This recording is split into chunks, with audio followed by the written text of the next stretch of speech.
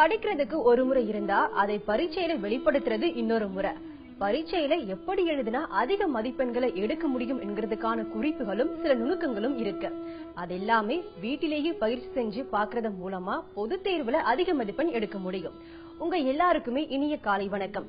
கொஞ்சம் உந்து சக்தியோட முயன்றா வெற்றி உங்க கதவுகளை அதிகாலையிலே தட்டலாம். இந்த நிகழ்ச்சியை போல ஒவ்வொரு திங்கள் முதல் வெள்ளி வரைக்கும் தினமும் காலையில 6:30 மணிக்கு நீங்க பொது தேர்வுகளை தேர்ச்சி பெற, மாநில முதலிடம் பெற இந்த நிகழ்ச்சியை தவறாம பாருங்க. மறந்துடாதீங்க, இந்த நிகழ்ச்சியில நீங்களும் உங்க சந்தேகங்களை கேட்கலாம். 8938888277 என்கிற இந்த எண்ணுக்கு உங்க கேள்வியை நீங்களே வாட்ஸ்அப் மூலமா அனுப்பலாம்.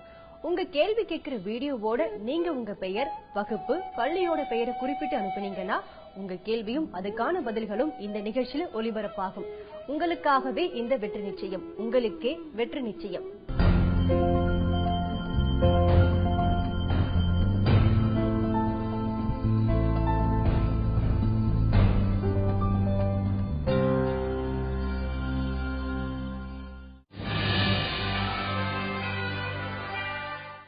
மேக்ஸ்ல ஒரு சில டவுட் இருக்கு. 6th சாப்டர்ல ட்ரேஸ் தி கர்வ்ல டயக்ராமுக்கு எல்லாம் கரெக்டா போட்டா மார்க் இருக்குமா? பிளஸ் அப்புறம் 9th சாப்டர்ல இன்ஃபினிட் அபிலியன் குரூப் அந்த சாப்டர்ஸ்க்கெல்லாம் அந்த சம்ஸ் போட்டா ஃபுல் மார்க் கிடைக்குமான்னு தெரியல, டவுட்டா இருக்கு. நிறைய பேர் சொல்றாங்க அது மட்டும் ஃபுல் மார்க் கிடைக்குமான்னு தெரியல. தியரி क्वेश्चंस இருக்கு. Trace the curve and infinite abelian group பத்தி கேட்டிருக்காங்க. அதுல என்னன்னா அண்டர் ஒரு 5 or 6 சப்டிவிஷன்ஸ் இருக்கும். நம்ம அதுக்கு ஏற்ற மாதிரி ஆன்சர் பண்ணோம். For example special points y dash y double dash இருக்கு. நமக்கு அதுக்கு மார்க் போக சான்ஸ் இருக்கு. பிராக்கெட் அது நிறைய சான்சஸ் இருக்கு. அதுல இன்ஃபினிட்டி, டொமைன், எக்ஸ்டென்ட் நிறைய மோனோட்டானிசிட்டியில வந்து சான்ஸ் ஆக உங்களுக்கு மார்க் லூஸ் ஆக சான்ஸ் இருக்கு. ஸோ எப்படி உங்களுக்கு வந்து சென்டம் வரக்கூடாதுன்ற பகையில டீச்சர்ஸ் பார்க்க மாட்டோம்.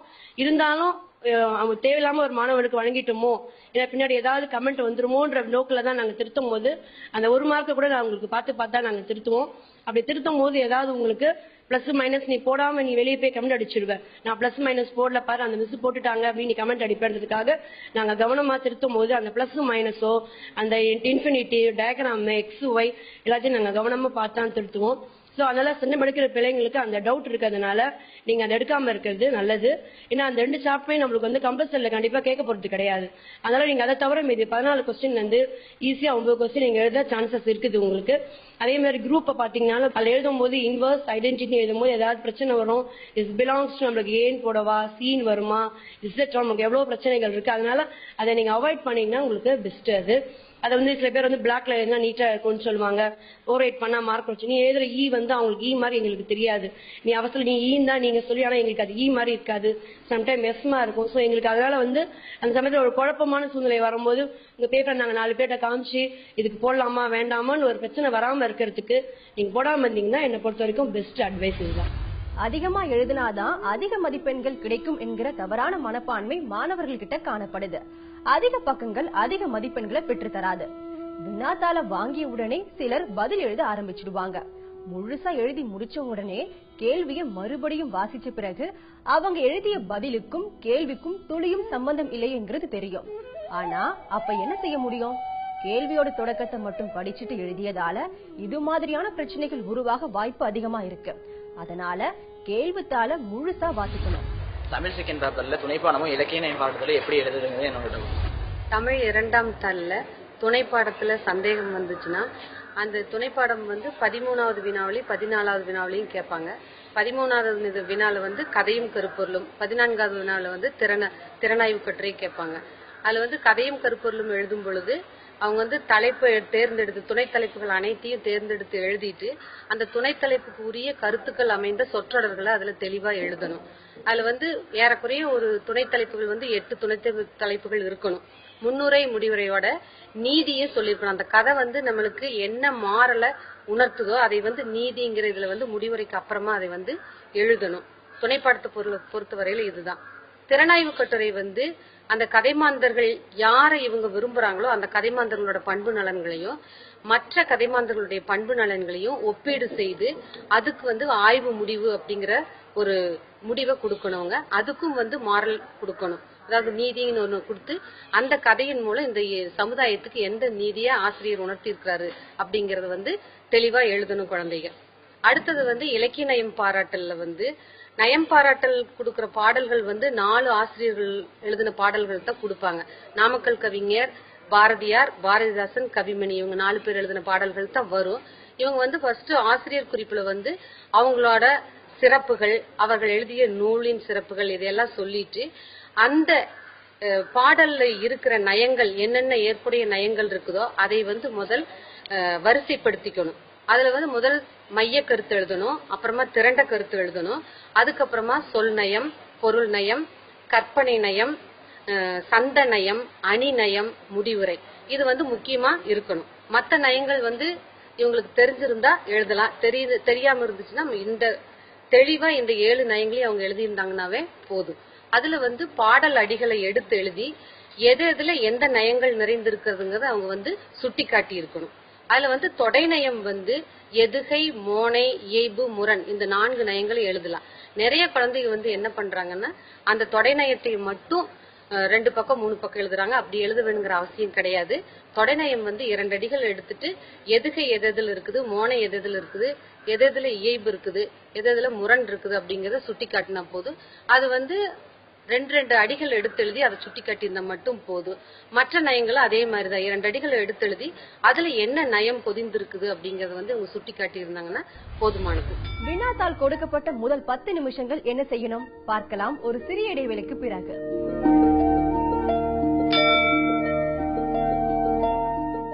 10 நிமிஷங்கள் எந்த வினாவிற்கும் பதில் எழுதாம நல்லா தெரிஞ்ச கேள்விகளை அடையாளம் காட்டணும். நல்லா தெரிஞ்ச கேள்விக்கு தேவைக்கு அதிகமா எழுதி தேர்வோட பாதி நேரத்தை வீணடிக்க கூடாது. ஒவ்வொரு கேள்விக்கும் கொடுக்கப்பட்ட மதிப்பெண்ணை மனசுல கொண்டு தகுந்த நேரம் ஒதுக்கணும். உதாரணத்துக்கு 3 மணி நேரம் பரீட்சைனா 10 நிமிஷம் கேள்வித்தாள முழுசா ஒரு பார்வை பார்க்கணும். 5 நிமிஷம் தெரிஞ்ச விடைகளை தேர்ந்தெடுத்து வரிசைப்படுத்தணும். அடுத்தடுத்ததா ஒவ்வொரு கேள்விக்கும் கொடுக்கப்பட்ட மதிப்பெண்ணை மனசுல கொண்டு தகுந்த நேரம் ஒதுக்கி எழுதணும். என்னால் இப்போ வந்து ஃபிசிக்ஸில் 3 மார்க்ஸ் 5 மார்க்ஸ் அண்ட் 10 மார்க்ஸ் இந்த 3 ஏரியாவும் கான்சென்ட்ரேட் பண்ண முடியுது. ஆனால் 1 மார்க் மட்டும் ட்விஸ்டடாக சில டைம்ஸ் எப்பவும் கேட்டுன்னு இருக்காங்க. இந்த வாட்டி எந்தெந்த சாப்டர்ஸ் கான்சென்ட்ரேட் பண்ண வேண்டியதாக இருக்குது? பப்ளிக் எக்ஸாம் ப்ரிப்பேர் பண்ணுற மாணவர்கள் வந்து அதிகமாக கவலைப்படுறதும் பயப்படுறதும் இந்த ஆப்ஜெக்டிவ் செக்ஷனுக்காக தான். அதுலேயும் ரொம்ப ட்விஸ்டடாக சில சாப்டர்ஸில் வருது, வருஷமே வருது. இது வரைக்கும் கேள்விப்படாத கொஸ்டின் கூட வரலாம். அதாவது அது வந்து கான்செப்ட் பேஸில் வரும். முக்கியமாக பார்த்தீங்கன்னா chapter 1, chapter 4, chapter 5, chapter 6, chapter 8. அதாவது சாப்டர் 1 எலக்ட்ரோஸ்டாட்டிக்ஸ். எலக்ட்ரோஸ்டாட்டிக்ஸில் பார்த்தீங்கன்னா அது எல்லாமே ஒரு அப்ளை ஆகிற கான்செப்ட்ஸ் தான். ஸோ அதை முக்கியமாக இந்த டைபோல் மொமெண்ட், டார்க் இது மாதிரி வர கான்செப்டை வந்து ஒரு தடவைக்கு நீங்கள் 4 தடவை படிக்கிறது நல்லது. ஏன்னா அதில் வந்து டைபோல் மொமெண்ட்ன்றதுலேயே நிறைய பேருக்கு அது வந்து சந்தேகங்கள் இருக்குது. டைபோல் மொமெண்ட் அப்படின்றது வந்து ஒரு மாலிக்யூல் எலக்ட்ரிக் ஃபீல்டில் வைக்கிறப்போ அதனுடைய திறன் எப்படி இருக்கும், எப்படி நகரும், அது வந்து ஃபீல்டு அப்ளை பண்ணுற டைரக்ஷனில் நகருமா இல்லை வந்து ஃபீல்டு அப்ளை பண்ண டைரக்ஷன் ஆப்போசிட்டில் நகருமா, அந்த மாதிரிலாம் புக்கில் நிறைய தெளிவாக கொடுத்துருக்காங்க. அதை நீங்கள் வந்து நல்லா கோத்ரூ பண்ணுங்க. ஃபார் எக்ஸாம்பிள் இந்த question, the dipole moment P has been kept in an electric field parallel to the direction of the electric field. The work done in rotating the dipole through an angle theta. இந்த question பார்த்தீங்கன்னா இது புக்கில் வந்து இல்லை. இந்த புக்கில் இல்லாத கொஷினுக்கு எப்படி ஆன்சர் பண்ணுறது? ஒரு டைபோல் மூமெண்ட், நம்ம டைபோல் மூமெண்ட் ரெண்டுமே ஒன்று தான். டைபோல் வந்து நீங்கள் அந்த ஃபீல்டில் வைக்கிறப்போ அது எவ்வளோ தூரம் நகருது அது உங்களுக்கு புக்கிலே கொடுத்துருக்கான். Theta is equal to 90 degree. அப்போ PE sine theta, PE sine 90 அப்படின்றப்போ சைன் 90 1ன்றது நம்ம எல்லாருக்குமே தெரியும் இல்லைங்களா? அது வந்து பிஇ. ஆன்சர் வந்து அதுக்கு PE. So the work done in rotating the dipole to an angle 90 degree is PE. அதே மாதிரி டார்க்ன்ற கான்செப்ட் வந்து ரொட்டேஷனல் ஃபோர்ஸ். ரொட்டேஷனல் ஃபோர்ஸ்ன்றது வந்து ஒரு ஃபோர்ஸ் அந்த டைபோல எப்படி சுத்துது அப்படின்றது பொறுத்து. அது நமக்கு தெரியும். Tau is equal to PE sine theta.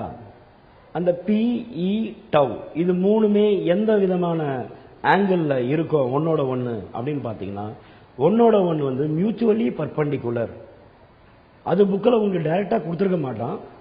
மேக்ஸில் வந்து அது நம்ம கான்செப்ட் தெரியும். வெக்டார் ப்ராடக்ட்னு சொல்லணும் நம்ம. Cross product tau is equal to p cross இ.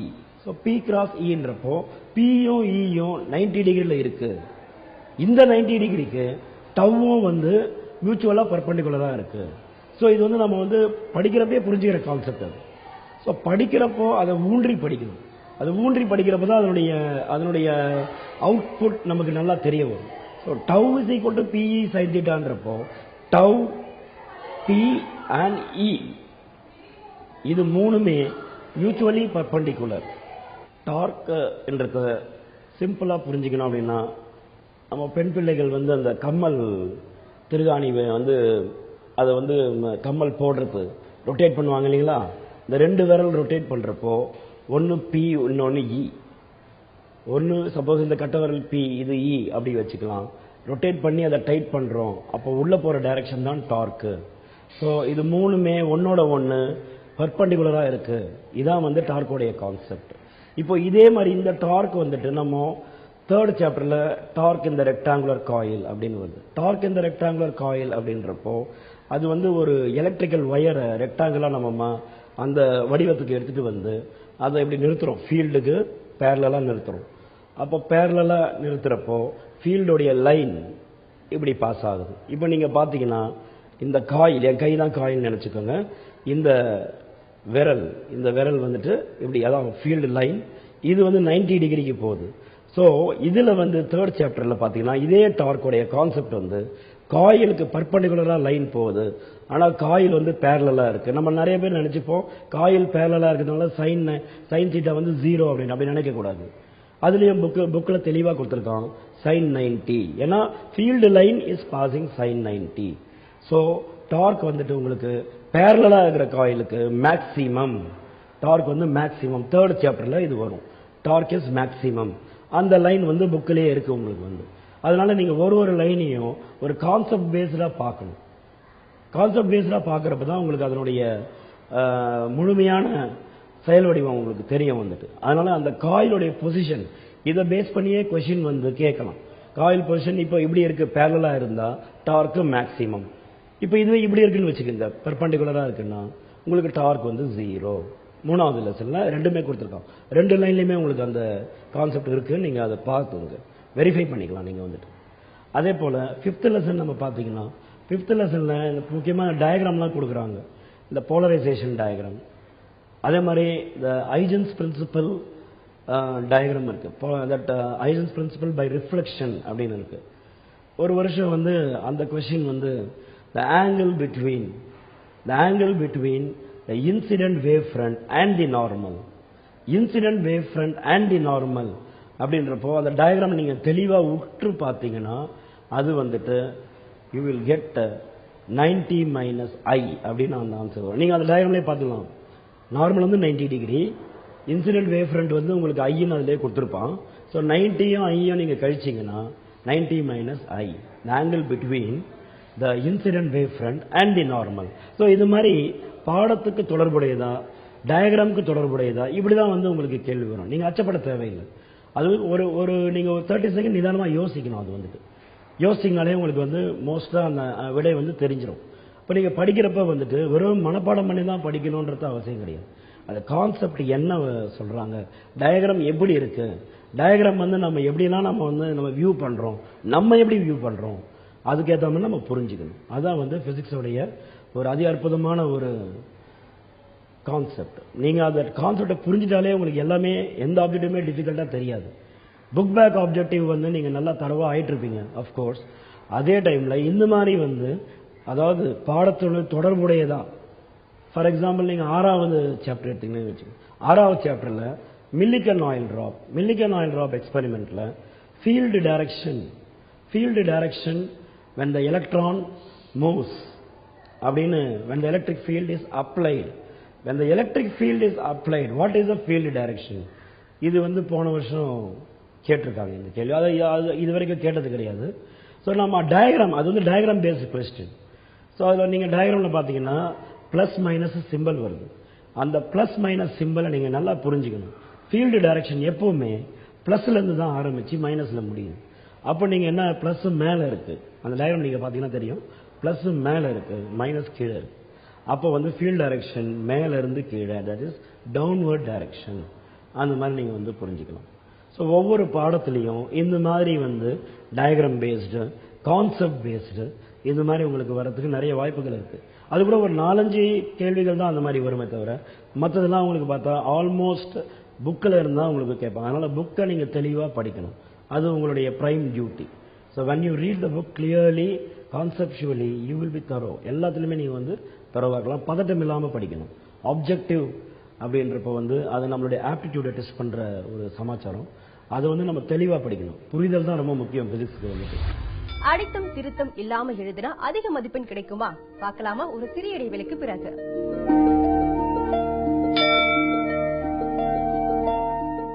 அதிகமான அடித்தல் திருத்தல்களோட எழுதுறது ஒருத்தருடைய நிலையற்ற மனப்பான்மைய அவர் சரியா படிக்கல, பயிற்சி செய்யல என்கிற எளிதில காட்டிடும். அடித்தல் திருத்தல் இல்லாம எழுதுறதுக்கு பெரும் சாதனை எல்லாம் செய்ய வேண்டியதில்லை.